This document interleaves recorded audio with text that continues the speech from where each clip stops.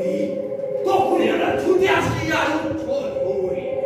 সেই মানবকে আপন করে নেওয়াটা কোথায়? অতএব ফস্টাস, যদি তুমি সেই নরক আত্মাদের নিজের দাসত্ব রূপে নিতে চাও, তাহলে তোমাকেও করতে হবে মহাপ্রভু যিশুর নামে অবজ্ঞা, উপেক্ষা আর অশ্লীল শব্দাবলী। এবং মহাপ্রভু সেই নরকের মহাপ্রভু লুসিফারের নামে আত্মসমর্পণ করার প্রতিজ্ঞা করেছেন।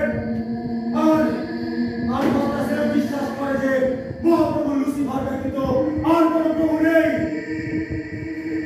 আর তারই চরমতলে আমি নিজেকে সমর্পণ করেছি।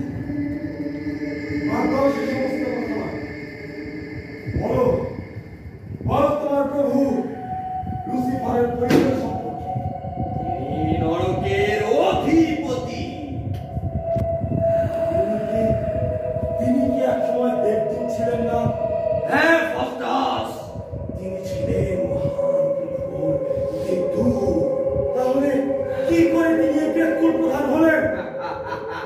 ক্ষমতা, দীক্ষা, কল্পিত আকাঙ্ক্ষা আর স্রষ্টার নামে অবজ্ঞা, সেজন্য স্রষ্টা তাকে অভিশপ্ত করেছেন এবং স্বর্গাশ্রয় থেকে বিতাড়িত করেছেন। মেফিস্টোফেলিস কোথায় কোথায় কোথায় সেই অভিশপ্ত স্থান? আমাকে অনন্ত নরকে। সে নরকটা তবে কোথায়?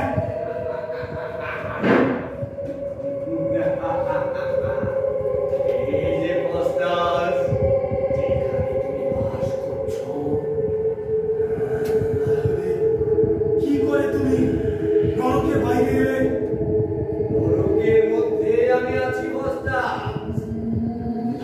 দেখো, যে আমি মেফিস্টোফেলিস একদা ছিলাম মহান ঈশ্বরের অনন্ত আনন্দের ভিতর, সেখান থেকে আমি বিদায়